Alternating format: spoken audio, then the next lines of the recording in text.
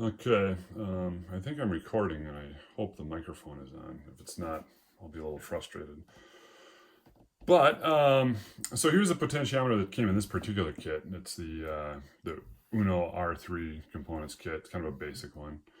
And here's this potentiometer, right? As I said, it's got these three pins on it. You can see the three pins there, and each of the pins has a wire, right? Why does it have three pins? Because there's basically a coil and then a needle. But I don't know much about this, right? Now, in the lab, what we would do is just use a multimeter like this, and then we could just measure to try to figure it out. But we don't have access to that right now, so we've got to come up with a different way to do it. But just to prep you, I thought I'd show you kind of how this thing works, right? I know that the two of these wires, and oftentimes it's the outside two wires that are on the outside ends of the coil, and then the middle one is the needle. So let's play with it and see what happens. First of all, I'm going to connect the probes. This is actually my, it used to say Chris Dresser there, my multimeter, but I'm using Cece's probes, so I hope she doesn't mind. I think she'll be okay with it. My daughter has endless capacity for sharing. She is like the best 6-year-old sharing person in the world. Doesn't like rules too much, but she's okay with sharing. All right, so I've got this turned on, I've got this hooked up to the outside two leads. And so notice my multimeter can measure AC voltage, or DC voltage, AC voltage, resistance, and current. But you know what? That's a lie. It doesn't actually do that. It really just measures voltages in different ways. So basically it makes a voltage divider. And so let's see, I'm going to turn this all the way down. I'm going to guess this is a 100 ohm potentiometer. Ooh, okay, but I've got 11 ohms between these two. There's the ohms symbol there. I've got 11 ohms between these two leads. So if I turn this, and it isn't, so maybe this is oh, wait a minute. So as I turn this, so things are changing. So one of these two things must be the needle, right? So maybe the orange one is the needle. So, and if I turn it this far, it goes out of range. So it's going over 200 ohms. So maybe I'll go to 2 kilo ohms. I'm changing the scale. Oh, there we go. So now I'm at 0.3 kilo ohms. So 0.34 kilo ohms, or kilo ohms, is 340 ohms, which is over the 200 ohm range. So that's why it didn't work. So I'm going to keep turning this.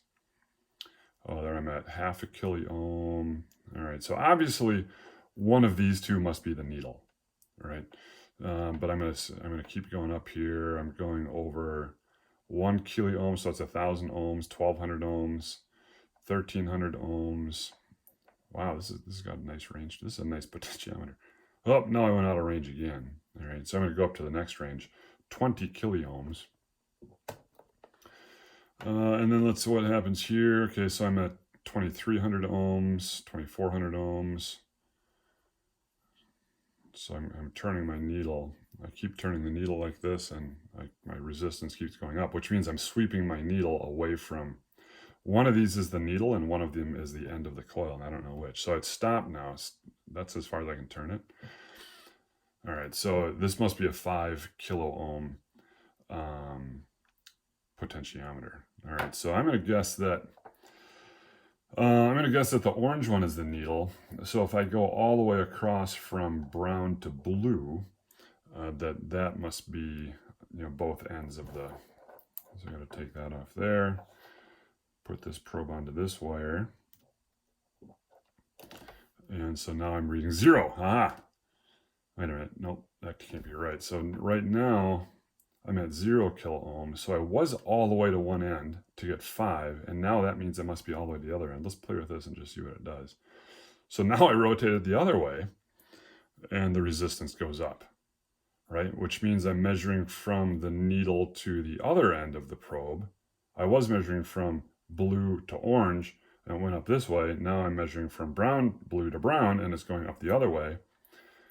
And I keep turning this way.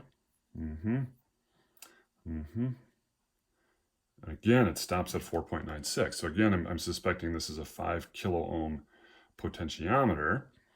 And orange is one of the ends, brown is one of the ends. That means blue must be the needle. And so that means if I measure from orange to brown, like this, aha, okay. So now I'm getting 4.97. So that's going all the way across the coil. The blue one is the needle that sweeps across the coil. And if I turn this, nothing happens, right? And this is kind of a classic freshman thing to do. It's kind of funny, actually.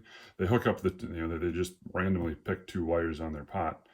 And then they say, my potentiometer doesn't work. My potentiometer doesn't work. It's like, well, your potentiometer works just fine. You're just measuring it from end to end, right? And to make it work, you got to go from end to one of the middles.